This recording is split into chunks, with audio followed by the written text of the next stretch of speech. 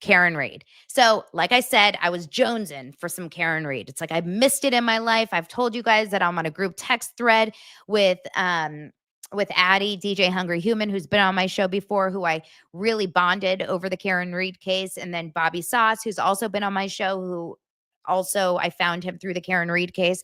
And the three of us, we text all the time, specifically when a new Karen Reed update happens, because we're so obsessed with this case. Now, over the weekend, a few different things happened.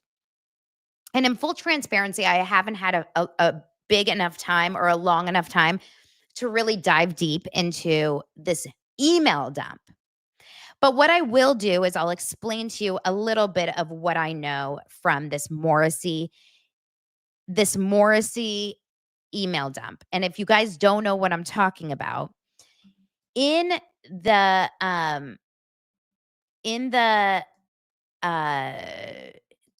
the DA of the area of Canton, or I'm going to say it wrong, of Massachusetts. I'm going to get his title wrong. Morrissey, whatever his name is, Morrissey. He had a I'm trying to do two things at once. I'm trying to pull up the video. That's Sue O'Connell. Sue, NBC Boston. She's a reporter in Boston, and she actually reported this, I think, on Friday night, and it's about this big email dump that she had. And I think it's really, really interesting because they've released hundreds and hundreds of emails from the DA, Morrissey, and it just goes to show the amount of corruption that they were trying to hide. Okay. So let me show it to you right now. Check it out. This is what Sue had to say about it. New information about the Karen Reed trials. We have 4,000 emails sent to and by Norfolk District Attorney Michael Morrissey from his personal email account. These messages were sent and received during the investigation into and the trial of Karen Reed. Our NBC 10 Boston team initially spotted the claim that Morrissey was using a private email account to conduct business related to Reed.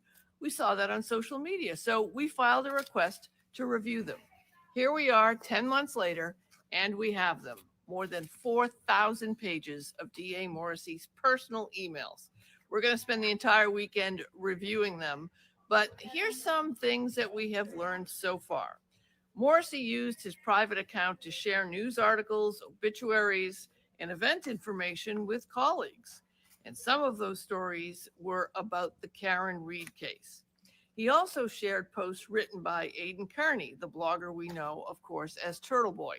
Morrissey's office is prosecuting Kearney for witness intimidation charges that they say are related to the Karen Reed case. Now, our team has reached out to the DA's office about the use of that private account to conduct official business, and we're waiting for a response from DA Morrissey. Morrissey has said, as you know, very little since Reed's acquittal, despite multiple attempts by our team to contact him. Now, some of the information is going to be redacted like this. We also found out that Morrissey reached out to a New York Times reporter via the helpline at the New York Times, the help account. They directed him to try a DM. So stay with us as we get through all these and bring you the information. I'm Sue O'Connell, your courtroom insider with NBC 10 Boston. Follow me for more Karen Reed news and other stuff too. So that's the first piece of news, is that all of these emails got released. And Morrissey, if you guys remember, he's kind of the head of the snake. And that's how I look at it. There's a lot of heads of the snake. Remember when I had Aidan Kearney, Turtle Boy, on the show, and I talked to him, I was like, who would you say is like the head of the corrupt drama? And he was like, I don't even know where to start. There's so many. I think Morrissey's one of the top, right? Morrissey is kind of the main person that is feeding all of the corruptness. Like, he's in charge of, I would say, all of it. Judge Bev and all of the disgusting, corrupt police officers. I think it all leads back to Morrissey, is what my guess is. Lazy, you're so sweet. She or he says, I'm behind, but my theory on Jen Aniston is that she regrets not having children and now she's too old. Unless she's actually said that, I don't know if she said that or not. We don't know. A lot of people out there are very happily childless, child-free, I should say. I have some people in my personal life that are so happy not having kids. I don't know if they just say that or they really are, but they seem to be really freaking happy. But that I've learned is a very controversial topic. And we aren't getting controversial today. Okay? We're only talking about happy things like corruption in Canton. Get it? Okay. So the point is that there's so many vile, corrupt people over there. And it really can kind of, you know, you can kind of find about 6 of them, I would say, that are. Jessica Machado is an incredible follow on X. She has spent the entire weekend taking these emails and really going through them. And they've been really, really interesting. And some of them have been more interesting than others. And I haven't really spent a lot of time with it. So I really want to do my diligence before I cover it stronger on the show. But here's an example of one of the tweets that she found and she pulled. And she basically says, Michael Morrissey spent so much money. Let me see if it's big enough for you guys to see. Michael Morrissey spent so much money trying to convict Karen Reed, and he knew it. In an email to Hank Brennan, this is Thursday, October 3rd, 2024. So this is, just a few months ago between trial 1 and trial 2. He said the cost of using Aperture was going to be expensive. Aperture, if you guys remember, is Blue Man Group. Remember Blue Man Group? The cost of using Aperture was going to be expensive, and they would have to use forfeiture to pay for it. He knew that it was going to be expensive, and he still was like, we got to do it. He wrote to Hank Brennan. He said, this is something we're going to have to pay out of forfeiture. I know it's going to be expensive. And he still chose to do it, and he paid $500,000. Remember, they paid Blue Man Group $500,000. I sound like Oprah, but less corrupt than Oprah. Just kidding. So this is the entire invoice from Aperture, which we actually get access to here. And that's interesting. Was it 500,000 or 50,000? Now I can't remember. Someone tell me. Okay. Now we have to get through the emails and really read them. There's going to be some good stuff in here. The fact that he's sending emails back and forth about Turtle Boy, about Karen Reed, about all kinds of different cases. The fact that he's forwarding himself from his personal to his work email and from his work email to his personal email is also shady. It's very shady. Now, I also want to really pull up some of the best viewing ever, and that is the Microdots. Microdots is truly award-winning content. And I've talked about this many times on the show because they take little pieces of the Karen Reed case. They do reenactments. They cover it. They break it apart. Remember, they were able to really pull apart what happened the night of and this and that and their theories. It's incredible content. But this episode that they released, I think on Friday, is specifically all about just a general story about it's called The Cover-Up: Fear, Intimidation, and Loyalty in the Karen Reed case. It's so well done. It's a 45-minute video. So obviously I can't talk to you guys about the entire thing, but it starts talking about everything that happened years before Karen Reed and the Alberts. Because if you guys know anything about this story, the Alberts didn't just show up on the public scene in the Karen Reed world. The Alberts showed up years ago when there was a drunk driving accident. And one of the Alberts, I think it was, I don't want to say it wrong now because I get them all mixed up. Was it Tim Albert? One of the brothers got in a car accident and killed a human being and completely, someone remind me exactly which Albert it was so I don't say it wrong, and got off like scot-free, basically, almost. Completely, all of it, Tim, thank you. All of it started so long ago, the corrupt stuff. So the video takes you through he was drunk driving too. Yes, thank you, Patricia. He was old. So this started years ago. This was in like I don't remember if it was the 80s or something, years before Karen Reed came in. And it's kind of continued through the town. And then it kind of goes through, of course, Judge Bev and her connection to that case. So then it talks about what happened on the night of course, and who are the players in the case. Do you guys remember her? She was, and of course, I can't remember anyone's name off the top of my head because I need like a list. And they do actually have some great charts here. But she was that the first responder who happened to McLaughlin, I want to say her name is, who happened to be very close with one of the Albert's daughters. But she didn't come up there on the stand and say she was.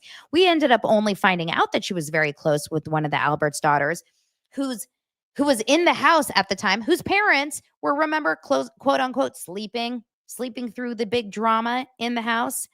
And it was Chris. Okay, lots of you guys are saying it was Chris. It was Chris. Katie McLaughlin is the woman who was the first responder, and she was the one who totally downplayed her friendship with Caitlin Albert, even though she had been partying with her. She was like, she went to the same, I don't know if they went to the same college, but they partied in college. They went on vacations together. They went to weddings together, bachelorette parties, God knows what together.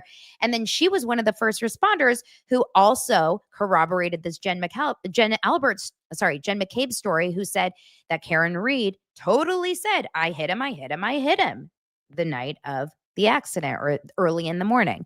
So there were so many moments and so many stories that just didn't add up that night of. It continues and talks about their friendship and all the people that kind of stood up. But the whole part of this episode that is so good is it really lays it all out in a chart. I'm going to let you guys just listen to a few seconds of it. How she may have felt coerced into going along with whatever he decided to write in his report.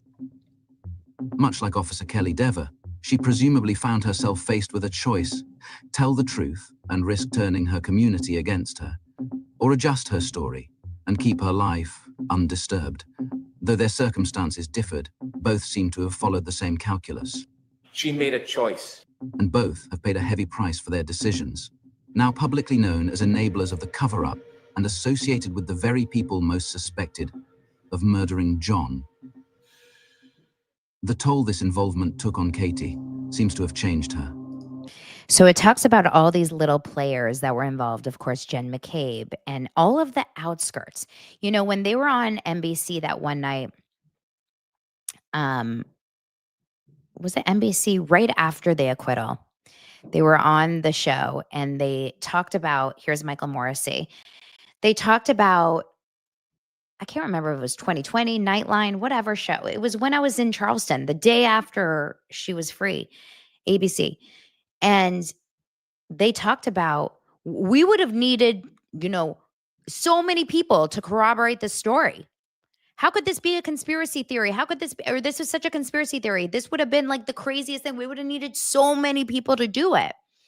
But when you lay it out, like Microdots does so well in this video, you realize it's just a very basic thing. All you need to say is the guy never came in the house. That's it.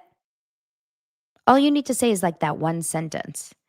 And it starts with these top guys, Michael Morrissey and Berkowitz, who I believe has died. It shows the machinery was already in place and functioning. This time they walked the line. The next time they would cross it. The only thing that changed was the magnitude of the crime and the need to bring in a scapegoat.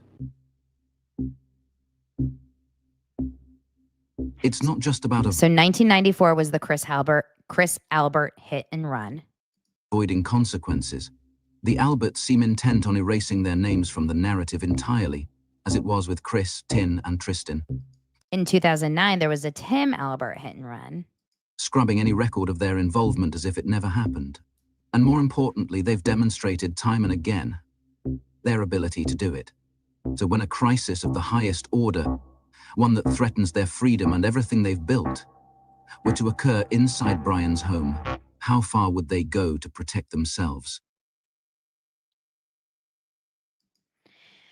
He then goes into, it's such a good video. It's like a movie. I mean, it really is such a movie. It then goes into, what happens in the few days following and how kind of they stayed very quiet, the McAlberts. They pretended like they weren't around. They acted like they weren't involved at all. But then, did you guys know about Steve Scanlin? And I've heard about Steve Scanlin, but remember, I wasn't part of the first trial and I only really got involved in the second trial. But this is the footage of what happened. Of course, if you notice everyone's in masks, this is like COVID central, right? This is what happened in the first few days right after everyone was, when Karen Reed was first brought in, days after John O'Keefe had died. Defendants then made several statements to her indicating, I hit him, I hit him, I hit him, I hit him. Steve Scanlin, a private detective and acquaintance of Brian Albert, called David Yanetti's office with details only an insider could know. He said John had been murdered inside the house. There was a fight, that an ATF agent was involved, and that Brian's nephew, Colin Albert, was also present. This tip marked a turning point for the defense, although Scanlin later recanted, claiming he only believed John was killed inside because the injuries didn't align with the state's theory. But that explanation falls short. It doesn't account for how he knew about Brian Higgins and Colin Albert's involvement. It seems Brian made Steve an offer he couldn't refuse, presumably making it more expensive to talk than to discredit himself. I still don't know how Steve Scanlin knew all the information. Do we know that? If anyone knows in the chat, let me know if we know how Steve Scanlin, this guy who's kind of like MIA now, knew any of that information.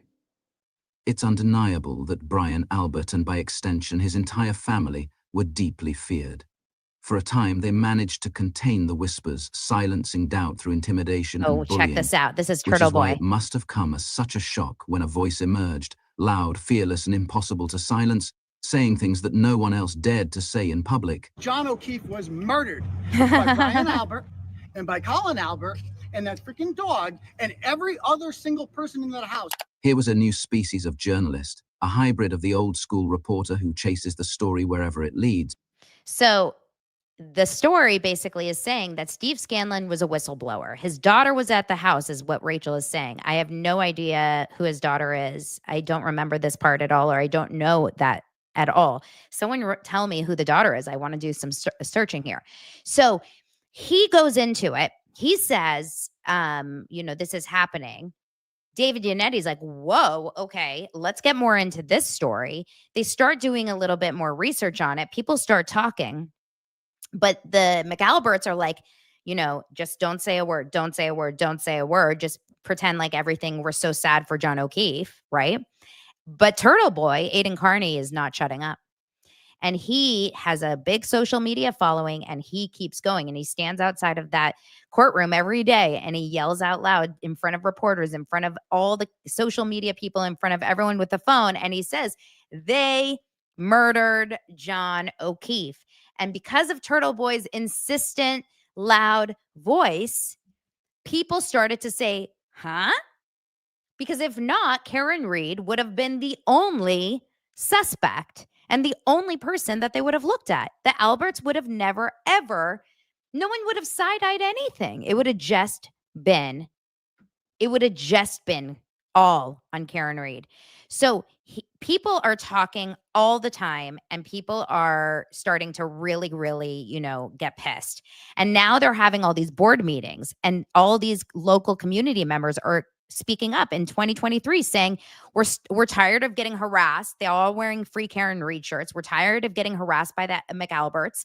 We're getting a lot of hate. And look here, Matt McCabe is sitting right here. Is it big enough for you guys to see? Matt McCabe is sitting right there on the bottom left next to all these people talking about getting intimidated by McCabe's and Alberts. It's really a crazy situation. And this is in November 7th, 2023. And these kinds of meetings are still going on, by the way, all the time. All the time.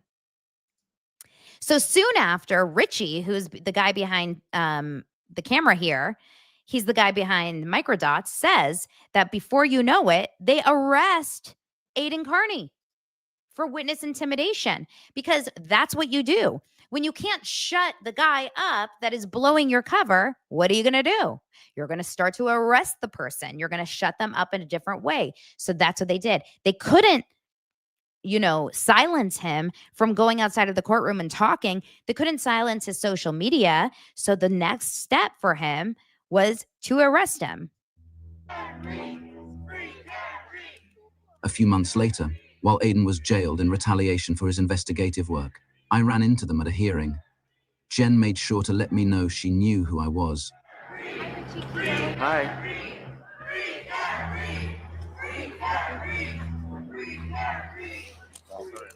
An intimidation tactic used against me. All I had ever done was hold a camera. But it didn't feel the same without Aiden, which was the entire point of locking him up. I got a good clip. It's important to note that no one can be held responsible for the actions of another, and we don't know who sent the anonymous letters. The point is this: there's a false narrative that only the McAlberts were harassed, when in reality, true threats have been made against Karen Reed and her supporters for years. Yep. Criminal justice Anyone system who's has friends let us with down us terribly quietly. Yesterday, So it talks about all of, the hate that both sides have gotten. And then it goes into, of course, how the ring of the cover up started. And I'll just show you the beginning, and then you guys can go and watch the rest of it. Layers into broad categories to help understand how this was possible.